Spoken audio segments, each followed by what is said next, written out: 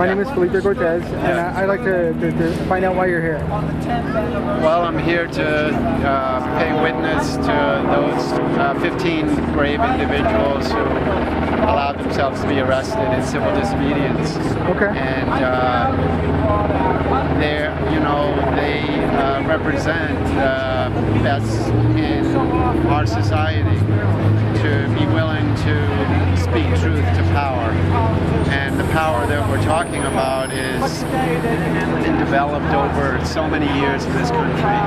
This culture of militarism, which led, shortly after 9/11 to an invasion and then an occupation of Afghanistan for 10 years now. Today is the 10th anniversary of that horrible day in 2001 when when I say we, I don't include myself really, but it was in my name and in all of our names. The U.S. government attacked that country and has occupied it ever since.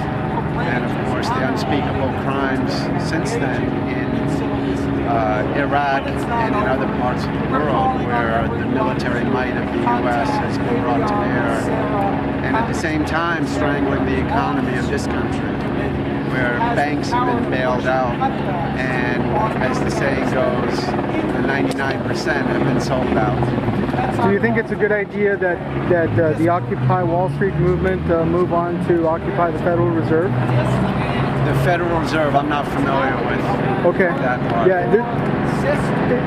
I think it's really important that we all begin to understand exactly where Wall Street achieved their power, how they achieved it, and where it is that they allocate those funds from. Because as soon as we can identify who those criminals are, we can have them arrested, we can have them put on trial, and we can figure out what's really happening with all of those trillions of dollars that we're not seeing.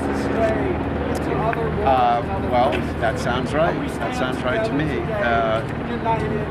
Again, I don't know exactly where the Federal Reserve comes into it. What I do know is that our elected officials are not representing us. Yeah. And it's sad to say that somebody who was elected in 2008, Barack Obama, who I supported and worked for, has continued the injustice in this country and in our name. So I don't know what's going to happen in 2012. What I do know is that we have to continue to be marching and sitting in and demonstrating to bring peace and justice. Without justice, there can be no peace. What do you think the problems are, man? What are the problems? The lies, man, the money. This is the problem. You want to see the problem? I'll show you the problem. Because a smart man with no job is not a broke man. I agree. But the problem is this right here. That's debt right there. What that is debt. That's somebody's debt. Every time they print out a bill, it's debt. I mean, real currency is gold and silver. That's just debt. This right here is a $1 bill. This right here is a $100 bill. The fact of the matter is they're both paper and one didn't cost any more than the other to create. Yep. They are not valuable at all. They're not valuable at all. This is more any piece of paper I've got around right. here is more valuable than either one of these things. They have no value. Back before Richard Nixon pulled the gold standard out of the market, that had value. You could buy gold with that. You could buy something real with that. Today, it's But how many of these do I debt. have to stack up to say how much you're worth? Well, no, that's the thing. No. Yeah. I mean, like I know what you're saying. A very practical way to get through life. Yeah. You know, like say you got a car, the other guy got I don't know, six warehouses worth of corn. You know. Yeah. Like we gotta think in real terms. What is it? What is the value? You know, attaching pure debt to printable money is a very bad idea, which is what Geithner and Bernanke suggest. Printing more money. So let's have $1,000 bill to buy a hamburger. It's not going to help you.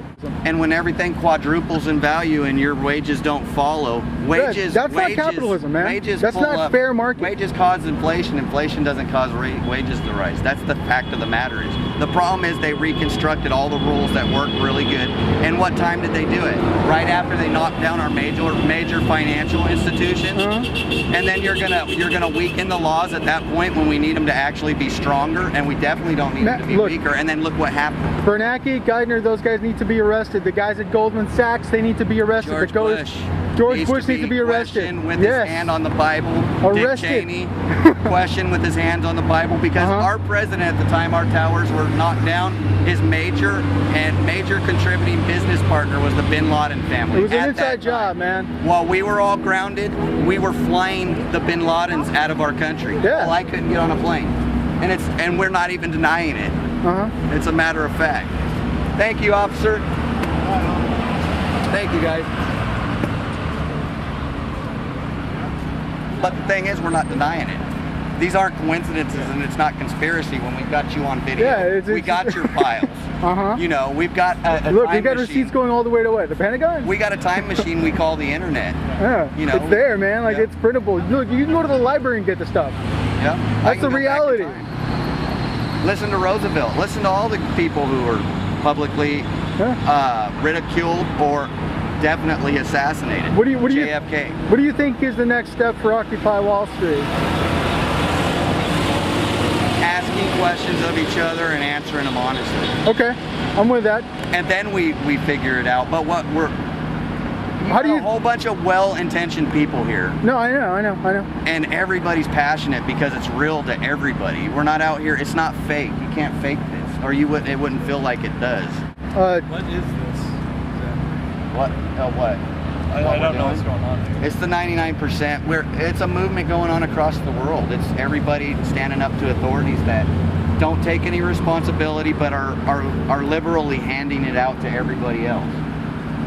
You know, I mean, it's just the fact. Look, we're the only working model of what's going on right now in LA, and it's the last place you would think it was work. The cops are working with it, we're working with it, City Hall's working with it, and he's working with it. Yeah. You know, I mean, and we're all working together, and we're doing the same thing that's being done in other cities, but this is the only working model at this time. This is what we need to. We're an example, because this is the last place you would think it would go down this peacefully. Yeah. Really.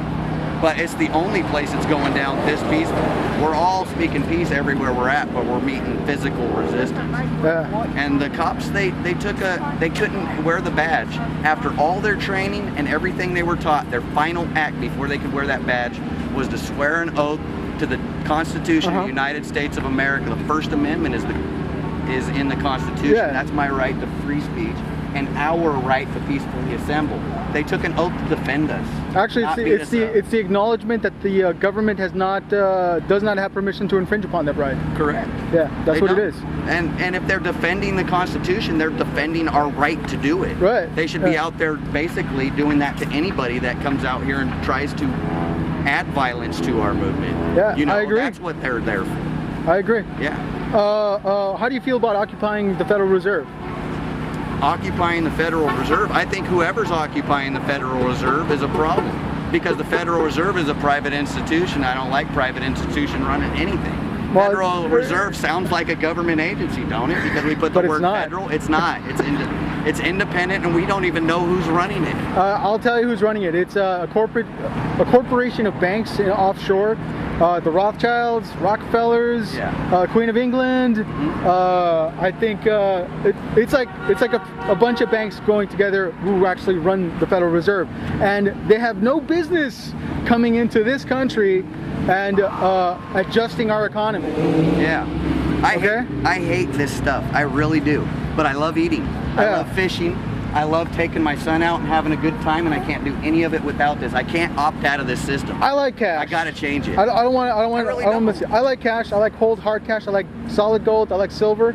I like real value. Yeah. Now, if that has real value, if that can buy me silver or gold, cool. I like it. If it can't buy me silver or gold, it's nothing to me. Yeah.